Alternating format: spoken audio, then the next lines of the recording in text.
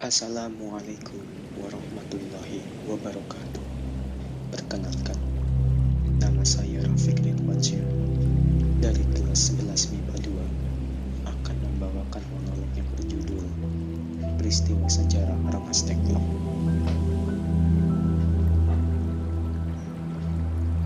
Sore itu, 15 Agustus, suasana Jakarta diliputi ketidakpastian.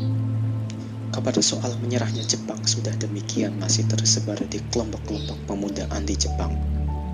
Tapi, belum ada konfirmasi resmi dari otoritas Jepang di Jakarta. Radio resmi Jepang pun berhenti siaran sejak sehari sebelumnya. Atas alasan ini, para aktivis muda di Jakarta yakin Jepang memang telah menyerah. Maka, inilah saatnya rakyat Indonesia segera ambil inisiasi untuk memproklamasikan kemerdekaan. Tapi, para orang tua macam Soekarno dan Hatta masih enggan bergerak tanpa ada kejelasan status resmi dari Jepang.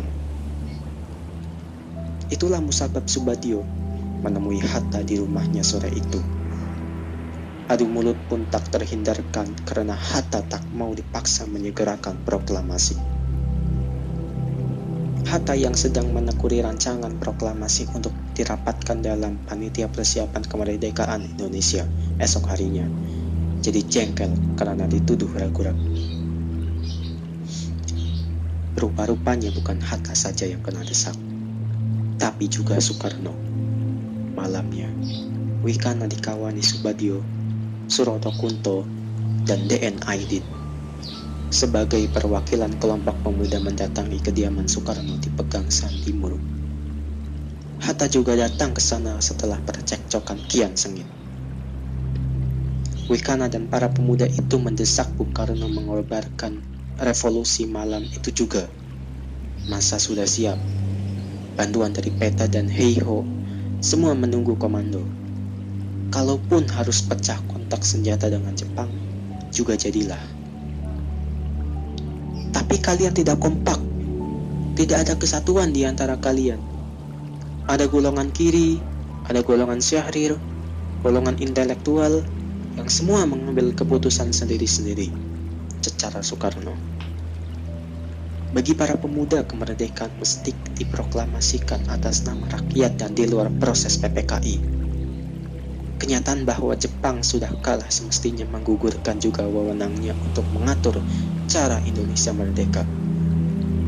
Sementara Soekarno-Hatta tidak mau mengambil risiko bentrok dengan Jepang yang membuang tenaga percuma. Sampai akhirnya, Wikana yang emosional menggertak Soekarno dengan ancaman. Apabila Bung Karno tidak mau mengucapkan pengumuman kemerdekaan itu malam ini juga, besok pagi akan terjadi pembunuhan dan penumpahan darah, seru Wikana. Tiba-tiba Soekarno melonjak dari duduknya berdiri, menghampiri Wikana, dan membuka lehernya. Ini leherku, seretlah aku ke pojok sana. Dan sudahilah nyawaku malam ini juga. Jangan menunggu sampai besok. Wikana ciut juga kena betakung besar. Maksud kami bukan membunuh, Bung, melainkan kami mau memperingatkan, katanya. Hatta akhirnya angkat bicara juga. Dengan dingin ia menolak segala rencana Wikana dan kawan-kawan. Lebih baik mereka cari pemimpin lain saja untuk mengobarkan revolusi jika memang ingin. Tentu saja Wikana dan kawan-kawannya tak bisa menjawab apa-apa lagi. Mereka sadar belaka. Tidak ada tokoh lain yang punya wibawa dan kekuatan politik untuk mengobarkan revolusi selain Soekarno-Hatta. Konfrontasi emosional itu berakhir tanpa hasil dan mereka semua bubar. Sekian dari monolog saya. Atas kekurangannya saya mohon maaf. Wassalamualaikum warahmatullahi wabarakatuh.